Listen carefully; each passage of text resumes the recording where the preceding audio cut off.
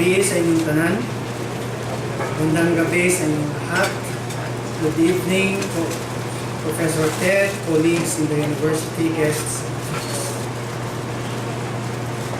Sa kinabuhi sa usa ka universidad, na hinungdanon kaayo ang pagsulat og libro sa kinsa man nga miyembro sa translation. In the life of our university, the birthing of a book by a member of our faculty is a meaningful event and a cause for celebration.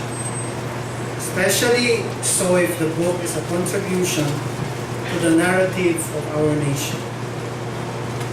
Great historical events, wars, and battles are usually written from the perspective of leaders, soldiers, and men.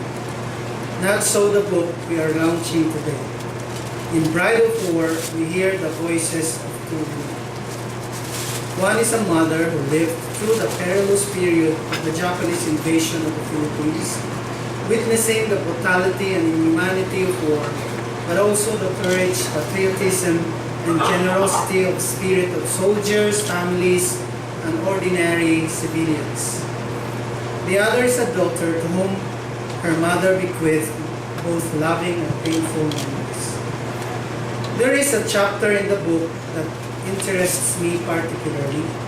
It is the chapter entitled The Saddest Boat. It takes place in the island province of Bohol, my birthplace. It is here where the outbreak of war finds Flora Aguilar and her soldier husband, Lieutenant Vicente Jimenez.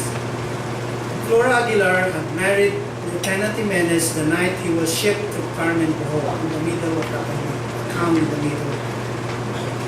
She is able to join him only 6 weeks later.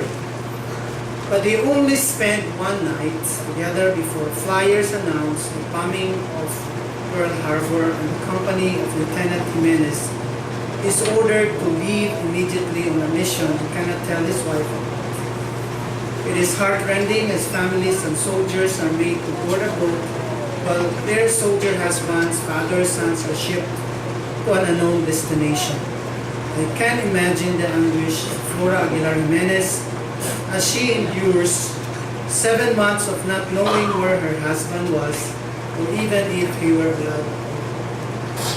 We thank Flora's daughter, Professor Teresita Jimenez Maceda, for sharing her mother's poignant story with us. Rarely do we get to see war from the perspective of a woman.